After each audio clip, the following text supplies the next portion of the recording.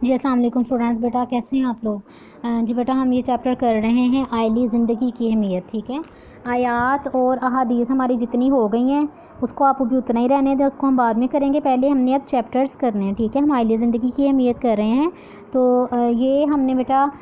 کل میں نے آپ سے یہ بک سے ہی جو ہے وہ میں ابھی کروا رہی ہوں. بک سے آپ نے اس کے شارٹ کویسچن کی صورت میں یا اس کو سارے کا سارا آپ نے ایسے ہی یاد کرنا ہے. پھر بیٹا میں کل سے آپ کو انشاءاللہ اس کے جو لانگ کویسچنز ہیں ان کی میں آپ کو پک بھیجنا سینڈ کروں گی. تو آپ نے یہ لانگ کویسچنز اپنی نیٹ کاپیز پہ پھر لکھنا شروع کرنے ہیں. جی بیٹا ہم نے پہلے آئلی زندگی جو ہے اس کے بارے میں پڑھا کل کہ آئلی زندگی کی اہمیت کیا ہے، خاندانی زندگی کے بارے میں کیا معاشرے میں اس کی اہمیت ہے، اس کے بارے میں کیا کہا جاتا ہے. پھر بیٹا ہم نے جو ہے اس کے زوجین کے باہمی تعلق پڑھا کہ جو ہے احسان کا لفظ جو ہے وہ دیا گیا ایک جوڑے کے لیے، تو وہ کس وجہ سے دیا گیا اس کے بارے میں پڑھے. ان کے جو ہے آپس کے تعلقات کے بارے میں پڑھا. پھر قرآن کریم کے حوالے سے کہ قرآن پاک جو ہے وہ آئلی زندگی کے بارے میں کیا کہتا ہے، اور میاں بیوی کے تعلق کو جو ہے وہ ایک دوسرے سے بہت خوشی اور محبت کا یہ تعلق ہوتا ہے. تو اس کو رحمت کا جو ہے رشتہ ان دونوں کے درمیان جو ہے یہ بنایا گیا، اور دونوں جو ہے ان کے روحانی تعلق کی بنا پر وہ زندگی کے جو ہے ہم سفر ہوتے ہیں، ایک ساتھ چلتے ہیں اور اس مقدس معاہدے کے تحت ایک دوسرے کے غمخوار ہوتے ہیں. ٹھیک ہے، تو اللہ تعالیٰ نے ایک دوسرے پر جو منصفانہ ان کے حقوق مقرر کیے ہیں ان کے بارے میں اللہ تعالیٰ نے کیا فرمایا، بَلَهُنَّ مِثْلُ الَّذِي عَلَيْهِنَّ بِالْمَعْرُوفِ، کہ اسی طرح ان عورتوں کے بھی حقوق ہیں جس طرح ان کے فرائض ہیں رواج کے مطابق. نیکسٹ ہم پڑھتے ہیں کہ زوجین کے حقوق. زوجین بیٹا میاں بیوی دونوں کو کہتے ہیں کہ بیوی کے کیا حقوق ہیں اور پھر اس کے فرائض کیا ہیں، اور شوہر کے کیا حقوق ہیں اور اس کے فرائض کیا، دونوں کے بارے میں جو ہے ہم اس میں ڈسکس کریں گے. صرف ایسے نہیں اسلام نے کہا کہ صرف جو ہے وہ بیوی کے حقوق ہیں صرف اس نے ہی جو ہے اس کو سارے حقوق ملنے چاہیے. نہیں بیٹا، اسلام نے برابری کی بنیاد پر دونوں کے برابر حقوق بھی رکھے ہیں اور دونوں کے فرائض بھی رکھے ہیں. تو اسلامی تعلیمات کے مطابق خاندان کی کفالت جو ہے، ان کے نان و نفقہ جو ہے ان کی کفالت کرنا، ان کے رہنے کا، ان کی بنیادی ضرورتوں کا انتظام، ان کی رہائش کا انتظام، ان کے پالنے کے لیے، ان کے لیے کھانے کا انتظام، یہ بیٹا نان و نفقہ جو ہوتا ہے یہ مرد کی ذمہ داری ہے. یہ مرد کی ذمہ داریوں میں سے ہے، مرد کے فرائض میں سے ہے، اور یہ خاتون کے حقوق میں سے. یہ اس کا حق ہے کہ اس کا شوہر جو ہے اس کا نان و نفقہ، اس کی جو ہے وہ رہائش کا انتظام کرے، اس کے لیے نان و نفقہ کا انتظام کرے. یہ مرد کی ذمہ داری ہے. اسے چاہیے کہ اپنی مالی حالت کے مطابق بیوی بچوں کے لیے اخراجات، لباس اور مکان کا بندوبست کرے. یعنی کہ اپنی آمدنی کے مطابق جتنی اسے اللہ تعالیٰ نے آمدنی دی ہے، جتنی اس کی حیثیت ہے اس کے مطابق اپنے بچوں کے لیے، اپنی بیوی کے لیے جو ہے وہ اخراجات جو ہے وہ کرے، انتظام کرے، محنت مزدوری کرے، محنت سے ان کے لیے جو ہے وہ ان کے لیے لباس کا انتظام کرے، مکان کا انتظام کرے، کھانے کا انتظام کرے. تو بیوی کو اپنے مہر میں دی گئی رقم جو ہے یا دیگر اپنی ذاتی ملکیت رکھنے اور کاروبار کرنے کا جائز حدود میں اختیار دے. یعنی کہ یہ بیوی کا حق ہے کہ وہ جو ہے اس کو جو رقم حق مہر میں دی ہے یہ بیوی کی رقم ہوتی ہے، تو وہ یہ اس کی شوہر کو اجازت دے شوہر اپنی بیوی کو کہ وہ اپنی حق مہر کی رقم کو اپنی ذاتی ملکیت جو ہے اپنے پاس رکھنے، اور پھر چاہے تو وہ کوئی اپنا جائز کاروبار جو ہے خد میں رہتے ہوئے وہ کر سکتی ہے. اس کی اسلام میں عورت کو اجازت دی گئی. یعنی کہ اسلام نے کبھی بھی عورت پر کسی قسم کی پابندی یا کسی قسم کی وہ نہیں لگائی، تو وہ چاہے عورت کاروبار کر سکتی ہے جائز حدود میں رہتے ہوئے. ٹھیک ہے، تو آپ کو پتہ ہے بیٹا حضرت جو ہے خدیجہ بھی وہ بھی جو ہے وہ تجارت کرتی تھیں، اور انہیں نے مطلب کہ ہم یہ نہیں کہہ سکتے کہ خاتون کو اس کام کرنے سے ایسے منع کیا گیا. تو عورت جو ہے یہ شوہر بیوی کا حق ہے اور شوہر کا فرض ہے کہ وہ اپنی بیوی کو اپنی جو ہے اپنے پاس اس کی حق مہر کی رقم یا اس کی جو ذاتی ملکیت کی چیزیں ہیں وہ رکھنے کی اجازت دے، اور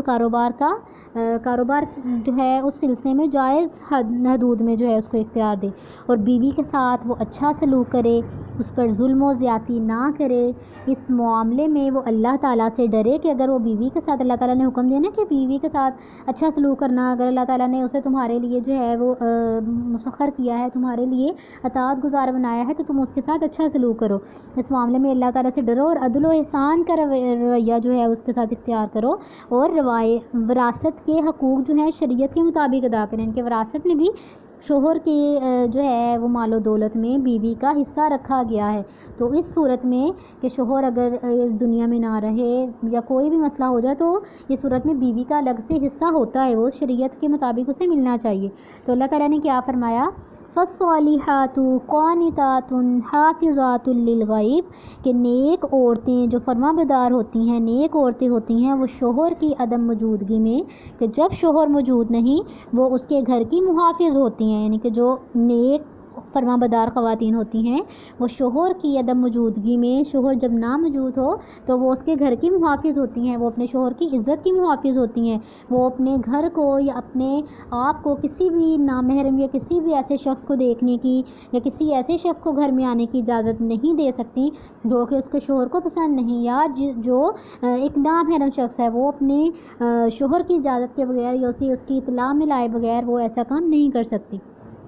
تو اگرچہ عورت پر اولاد کی کفالت کی ذمہ داری نہیں ہے، یعنی کہ عورت پر یہ فرض نہیں ہے کہ وہ اس کی اپنی اولاد کی کفالت کرے، تاہم پڑھی لکھی اور جو ہنرمند خواتین ہیں وہ حیا اور پردے کا خیال رکھتے ہوئے ملازمت اور ہنرمندی کے جو دیگر کام ہوتے ہیں مختلف، جیسے سلائی کڑھائی ہوگی یا مختلف دیگر کام جو انہوں نے کوئی ان میں ہنر آتا ہے اس کے مطابق جو ہے وہ روزی کما سکتی ہیں۔ تو ہمارے ملک کی اکثر جو خواتین ہیں ان کو اپنے حقوق سے آگاہی حاصل نہیں۔ آگے بیوی کا فرض کیا ہے اور شوہر کا جو حق کیا ہے، شوہر کا حق کیا ہے جو بیوی اس کے لیے لازمی کرے وہ کیا ہے۔ بیوی کا فرض ہے کہ وہ شوہر کی عدم موجودگی میں، کہ جب شوہر موجود نہیں وہ اس کی تمام اشیاء کی ایک امانت کی طرح حفاظت کرے، کہ اگر شوہر کسی غیر جو ہے کسی ملک میں گیا ہوا ہے یا کسی اور شہر میں گیا ہوا ہے تو اس کی غیر موجودگی میں جو بیوی ہے وہ اس کے گھر کی، اس کی اشیاء کی حفاظت کرے، اس کے راز افشا نہ کرے، اس کے راز لوگوں کو نہ بتاتی پھرے، گھر کی باتیں جو ہیں وہ دوسروں کو نہ بتائے، اور اس کے اموال و اشیاء کے ساتھ ساتھ اس کی آبرو یعنی کہ اس کی عزت اور اس کے نسب و نسل کی بھی حفاظت کرے، اس کی اولاد کی حفاظت کرے، اس کے نام کی حفاظت کرے، یعنی کہ کوئی بھی ایسا کام نہ کرے، کسی کے ساتھ ایسے بے تکلف نہ ہو، کسی کے ساتھ اس طرح جو ہے وہ بات نہ کرے جس کی وجہ سے کیا ہو، ایسا کوئی کام نہ کرے جس کی وجہ سے اس کے شوہر کی عزت پر بات آئے، اس کے شوہر جو ہے اس کے لیے تکلیف کا باعث ہو۔ یہ ایک عورت کا فرض ہے۔ تو آن حضور اکرم صلی اللہ علیہ وسلم نے بھی ہمارے لیے، آپ صلی اللہ علیہ وسلم کی زندگی ہمارے لیے مینار نور ہے، نور کا باعث ہے۔ آپ صلی اللہ علیہ وسلم نے کیا فرمایا اس سلسلے میں، خیرکم خیرکم لأہلہ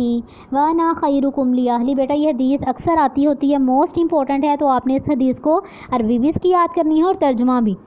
یہ اس کا کویشچن آتا ہوتا ہے کہ اہل خانہ سے حسن سلوک کے بارے میں حضور اکرم صلی اللہ علیہ وسلم کا کیا فرمان ہے وہ بتائیں، ٹھیک ہے۔ یا یہ بھی کویشچن آتا ہے کہ جو اوپر ہمیں ابھی پڑھا ہے کہ بیوی کا فرض ہے، یہاں سے اس کا نشان لگائیں گے کہ اچھی عورت کی آپ صلی اللہ علیہ وسلم نے کیا صفات بیان کی ہیں، حضور اکرم صلی اللہ علیہ وسلم نے اچھی عورت کی کیا صفات بیان کی ہیں۔ تو بیوی کا فرض ہے کہ وہ شوہر کی عدم موجودگی میں، یا یہ بھی صرف لکھ سکتے ہیں کہ اچھی عورت کی کیا صفات بیان کی گئی ہیں، کہ بیوی کا فرض ہے وہ شوہر کی عدم موجودگی میں اس کی تمام اشیاء کی ایک امانت کی طرح حفاظت کرے، اس کے راز افشا نہ کرے، اس کے گھر کی باتیں دوسروں کو نہ بتائے، اس کے اموال و اشیاء کے ساتھ ساتھ اس کی آبرو اور اس کے نسب و نسل کی بھی حفاظت کرے۔ نیکسٹ بیٹا آپ کویشچن لکھیں گے کہ اہل خانہ سے